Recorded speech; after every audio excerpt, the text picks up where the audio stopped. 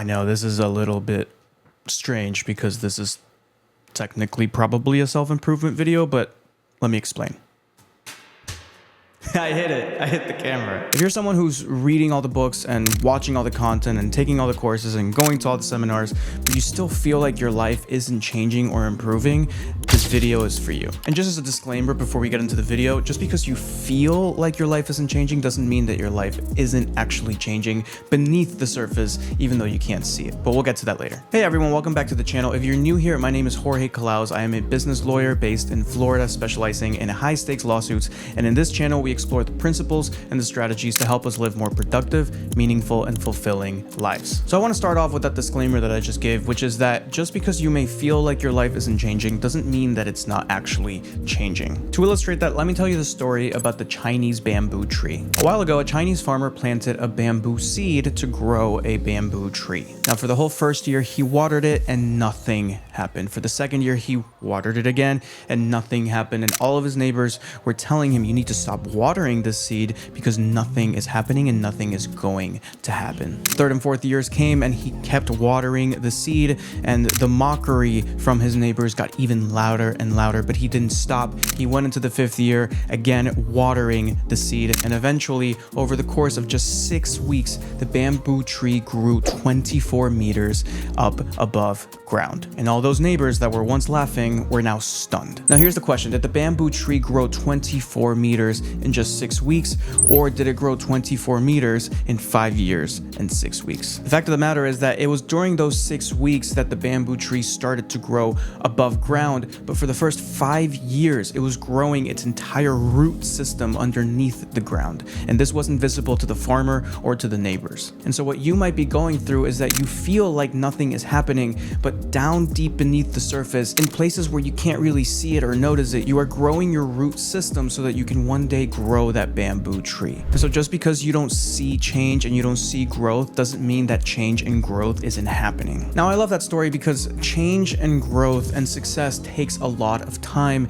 and it requires a certain level of continuing to put in the work even when you're seeing zero results. And you have to do that for a long period of time. And so if you have the story in the back of your head, it helps you keep going when you're struggling and when you're not seeing results for your struggles. Now, the reason why I wanted to start with that story is because I truly believe that one of the ways that you grow those roots is by learning, is by reading, is by taking the courses, is by consuming the content, is by rewiring your brain with all this information that you are consuming. However, that alone is not enough. And in this video, I'm going to explain why and what you can do about it. First, let me share 2 reasons why just learning doesn't work. The first is that learning something can convince your mind, erroneously so, that you are actually doing things. And so, for example, if you're learning about how to build a business and you're imagining building this business or building this brand or building whatever, there's been a lot of research studies done that show that the mind reacts very similarly, if not the same, to an imagined event as a real event. And so when you're learning, if you're learning all these things and you're playing out your successes in your head,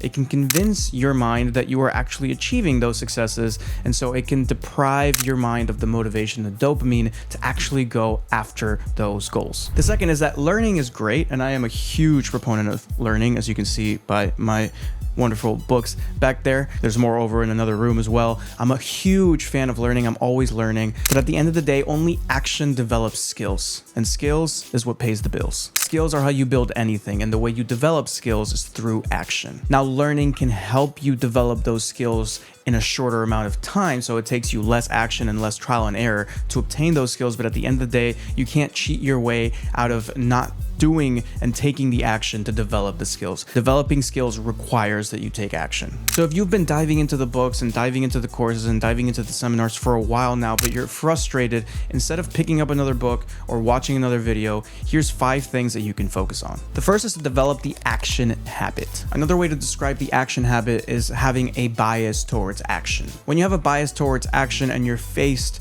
with a struggle or some form of resistance, let's say you want to do something, get somewhere, and all of a sudden it starts to be a little hard, or you start to feel overwhelmed, or you feel like you can't do it, the bias towards action or the action habit makes you go do that thing anyways. Because often what we have is not the action habit, what we have is the habit of procrastination. procrastination, or the habit of overthinking, or the habit of running away from our problems, or the habit of burying our heads in the sand and pretending like the problem doesn't exist. And so the longer you've had that kind of habit, the harder it's going to be to break. And the way you break it is just one day at a time. Whenever you notice that habit of procrastination, of running away, or whatever seeping in, starting to take action for you, essentially, you can identify it and you can try to replace it with a habit of action. And the action doesn't have to be something insane. It can be just a little thing that trains your mind to just action, action, action. And so that way your default mode is to always go into action, aka always go into skill developing behavior. And if you have a habit of, or a bias towards, skill developing behavior, then you will inevitably develop the skills that you need to build something great. The second thing you can focus on is to strengthen your discipline muscle. Most of us have very weak discipline muscles, and a lot of this is not our fault. We are bombarded by so much entertainment and so much dopamine everywhere that it's hard for us to resist it. But as a result of the world we live in, many of us have weak discipline muscles because we don't really need them very much to sustain ourselves and to sustain our lives. And so we must make a specific intention to develop our discipline muscle and to grow our discipline muscle. And the way you do that is doing it one day at a time. You don't try to set a goal of being perfectly disciplined all the time. You say, hey, there were these 100 instances today where I could have been disciplined and I was only disciplined 5 of those times. And then you go into tomorrow saying, I'm going to be disciplined 6 of those times, and then 7, and then 9, and then 12, and then 15, and so on and so forth. You build it little by little by little. And that way, when you're exercising your discipline muscle every single day, you do that over enough days, over enough weeks, over enough months, over enough years, your discipline muscle becomes strong. As a result of your discipline muscle being strong, it's going to be way easier for you to take action, especially when it's hard. But the way to do this is to focus on just one day at a time. Focus on it with a Kaizen mentality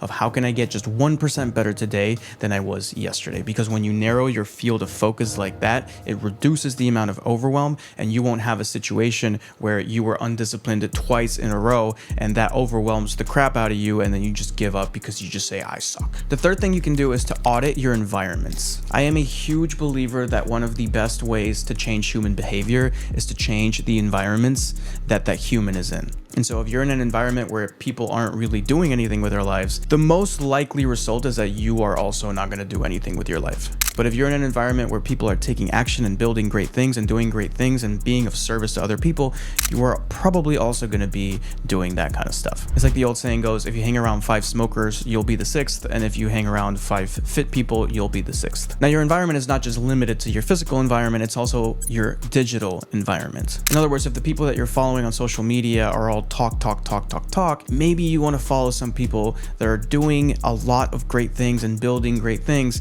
and then that will sort of start to rub off on you as well. The digital environment is not as powerful as the physical environment, but it's definitely powerful, and the people that you follow and the content that you consume digitally and online definitely is going to affect your mindset, and as a result of that, it's going to affect your behavior as well. It's going to affect your mindset, your expectations, your behaviors, your beliefs. It's going to affect pretty much every area of your life. Not as much as your physical environment will, but it will still do that. The fourth thing that you can focus on is on setting clear, specific, and broken down goals. What I call CSB goals. The C is for clear, which means you don't want your goals to be vague, because when your goal is vague, like for example, get fit or get rich or whatever, when your goal is vague, you don't know whether you've achieved it or not. If you don't know if you're making progress to it or not, you don't even know where it is that you're going because it's so vague. And so when you're clear with it, let's say you want to be 155 pounds and now you're at 180, then you know if you're making progress, and then you know once you get to 155, I have achieved the goal. But if your goal was just get fit, you could reach 155 and then think to yourself, am I even fit? I have no idea. And so setting clear goals reduces the amount of overwhelm, anxiety, and procrastination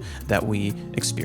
The second letter is S, which is for specific, and I kind of already talked about this. I kind of went from clear to specific, but clear is something like taking get fit and saying, I want to lose weight. I want to lose weight is so much clearer than I want to get fit. But then you want to take that clear goal and be super specific with it. So how much weight do I want to lose? I want to lose 20 pounds. Now you have a clear and specific goal. And finally, the third letter is B, which is for broken down, which means that you take the goal of losing 20 pounds and you say, this week I'm going to lose 3, the next week I'm going to lose 3, the next week I'm going to lose 4, or whatever it is. The reason you want to break these down is because having a goal of losing, let's say 40 pounds is very overwhelming. And if you go a week and you've lost 2 pounds, and then you go a second week and you've gained 2 pounds, and your goal is to lose 40 pounds, that might be so overwhelming that you just give up altogether. But if you break it down into, I want to lose 2 pounds this week, 2 pounds the next week, 2 pounds the next week, it makes it so much easier and so much more attainable. And when you fail, it doesn't really derail you as much because the goal was so small to begin with. And the cool thing is that those small goals stacked over time ends up with you achieving the ultimate goal that you wanted anyways. But the road that you took to get there was way less overwhelming and way less stressful, and you never gave up because you had small, specific,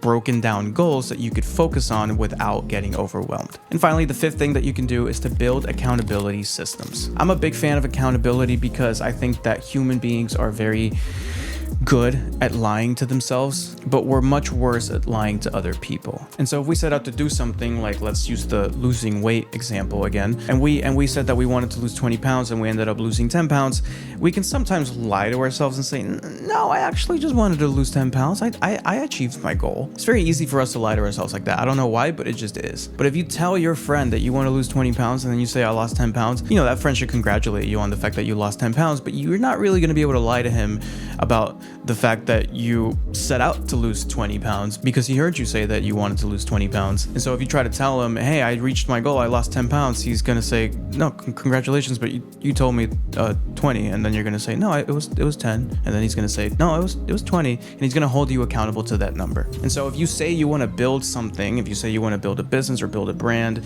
and you tell somebody else that, and you say, I'm going to post a video every week, when people can hold you accountable to it, it removes your ability to lie to yourself, because other people know as well, and other people will call you out on it. And when people call you out on it, all of a sudden you can't really lie to yourself anymore because the truth is right in your face. And so if you're tired of the overthinking and the constant consuming of content, set goals, preferably clear, specific, and broken down goals, and then share them with people that you love and that love you back. Don't share them with people that are going to hate on you, because that's not going to help you. That's actually going to hurt you. But share it with people that, number one, love you, and number two, are going to hold you accountable. And that will make it so much more likely that you will actually take those actions. And again, it's only through actions that we develop skills, and it's through skills that we build something. And so in other words, that accountability makes it so much more likely that you'll actually build the thing that you want to build. Now, if you like this video, I think you'll also enjoy this video here on 3 productivity myths that could be ruining your performance. And as always, if you like this kind of content and want to see more of it, make sure you join the community, subscribe to the channel, leave me a comment letting me know what you liked and what you want to see more of. And if you want even more resources, feel free to check out the link in the description box below, where you can go to my website and download the 4-step morning routine, a quick start guide to high performance and peace of mind. Other than that, I'll see you in the next video.